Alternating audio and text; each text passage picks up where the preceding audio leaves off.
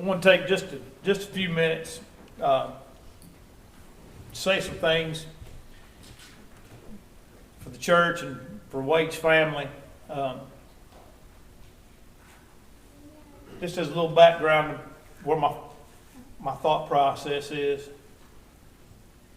It was in 1994, 1995, Guy N. Woods died.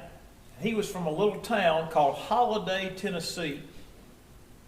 Now, Holiday was just a little piece down the highway from Paris, Tennessee, where Ron and I were living and working with the church. And of course, that was in the days before social media, before internet. You know, you didn't get news immediately, especially news like that could spread in a hurry. And Brother Woods was dead, buried, had his funeral, was buried before the local preacher and I, Roger and I, had any idea that he had died. And a statement Brother Woods had made shortly before his death was that he had outlived his popularity. Now, the name Guy N. Woods may not mean anything to some of you. It may just be a name that you have heard. Particularly because Brother Woods and Brother Gus Nichols both had differing views of the indwelling of the Holy Spirit, and they would talk about those things every year at the Fried-Hardeman lectures, and they both wrote books on it. They both loved one another. They didn't agree on that. They didn't think the other one was unfaithful. But for about a period of 50 or 60 years, Guy Woods was the most influential member of the church on the planet. He was the editor of the Gospel Advocate. If you have the Gospel Advocate commentaries, he wrote a number of the commentaries that are in that series. And yet, when he passed with very little fanfare. And now here we are, almost 30 years later. And many people don't even really know who he is. And it's a shame. And I didn't want that to happen to this church, to Wade Mann. Because there's a lot of folks here that really don't know Wade. I know there's a lot of folks that are here, that are not here, that are probably watching. But there are a lot of you here that don't really know Wade. You've probably only known him as a sick old man, a feeble old man that would be able to come to services every now and then and sit with Ann over here on this third pew or fourth pew back. But some of you do know Wade, and you know what he's meant to this church for a long, long time. I tried out to be the preacher here in August 1991. Obviously, I didn't get the job.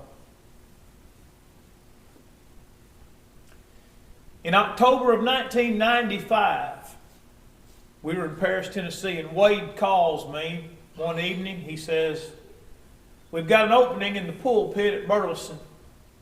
We're wondering if you'd be interested in coming and looking at the work, trying out." I said, "Well, we've been here not hardly 2 years, and we really like it here in Paris, and we've bought a house, and the work's going well. And I appreciate the call, but we're going to stay in Paris." Well, unbeknownst to us, there were some forces at work against us at Paris. And by the time the new year rolled around, it was obvious we were not going to be able to stay in Paris. On about the 17th or so of January of 1996, I met with the elders at Paris at East Wood Street and tendered my resignation. And I didn't have nowhere to go and no prospects. Resignation effective end of the month. Tendered my resignation. I went home that night and I called Wade Mann. I said, "Wade, are y'all still hunting a preacher?" He says, "As a matter of fact, we are." He said, "We've had some guys come in." Said, "Some of them want to preach and sell Amway, and some said some of them want to do this. They said we hunting somebody that wants to come down here and be our preacher and work with us. I said, I'm interested. He said, when can you come? I said, I'll be there the last Sunday of this month. January the 28th. Of all days, some knucklehead scheduled Super Bowl Sunday to be his tryout week.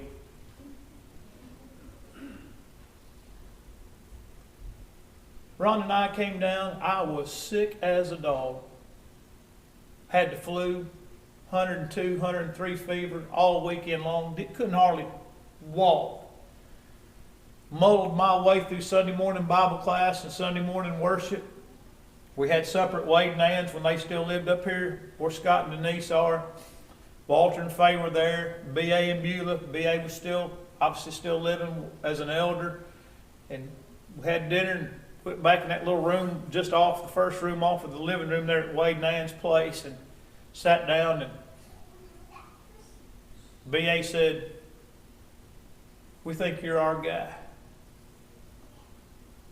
Said, we want to talk to the church. Talk to them.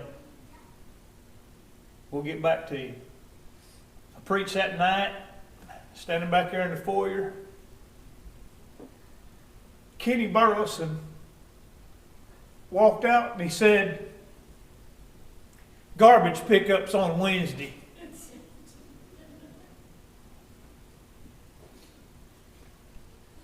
Wednesday night, January the 31st, my resignation was enacted, validated. I got home from services on Wednesday night. Wade Mann called me. He said, when can you come?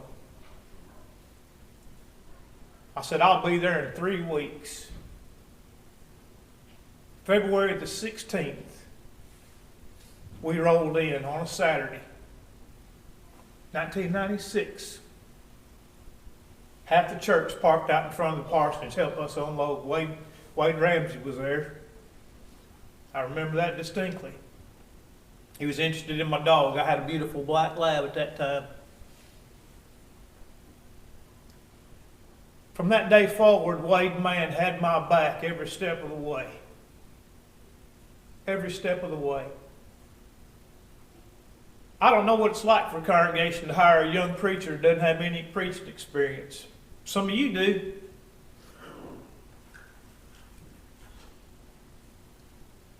When B.A. died, a lot of the stuff that goes on with eldership fell on Wade Mann's shoulders. It was hard on him. All the calls, all the complaints, all the threats, he got them all.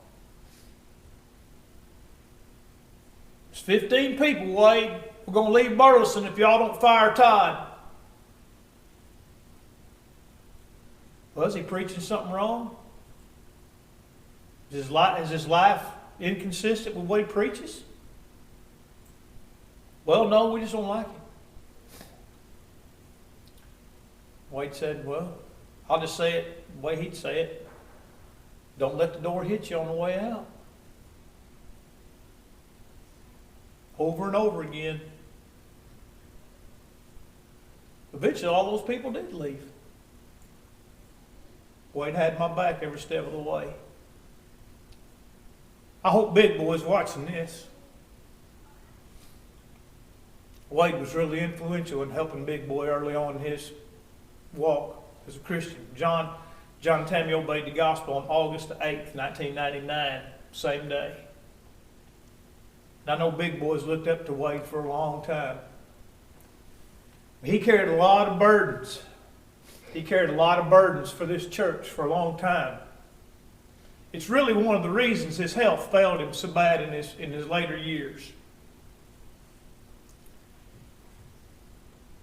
And he deserves remembering.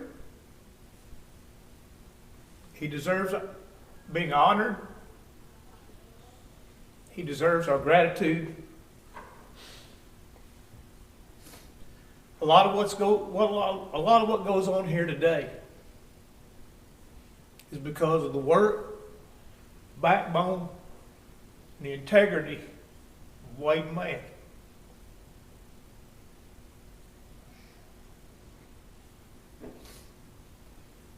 all my life,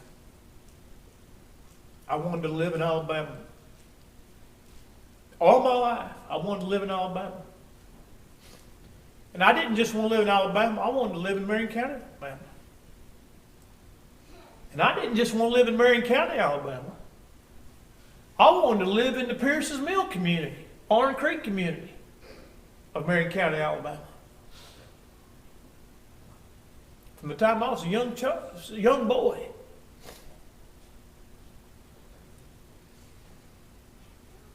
I'm living my dream. Preaching the gospel in the Pierce's Mill community of Marion County, Alabama. Due in large part Wade Mann. Of Wade Mann. Some of you may not even realize it. You probably wouldn't even be here if it wasn't for Wade Mann. If you just want to think about it. Wouldn't even be here. I know I wouldn't. I just want to say some things, get them off my chest. I just want the church to know, as David said, a prince and a great man has fallen.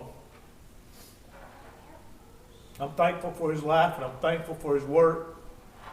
I'm thankful for his sacrifice.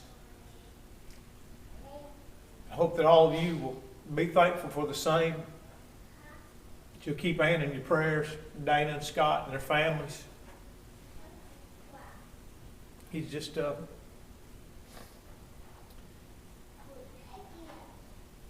just hard to kind of see him fade away. But I want y'all to know how much he means to our family and what he means to this church. Wade Ramsey, did I call on you to lead the closing prayer, brother? If you would be on your feet, I'm going to ask Wade to dismiss this assembly with a word of prayer. Wade, if you would just specifically mention Ann in your prayers this morning, brother.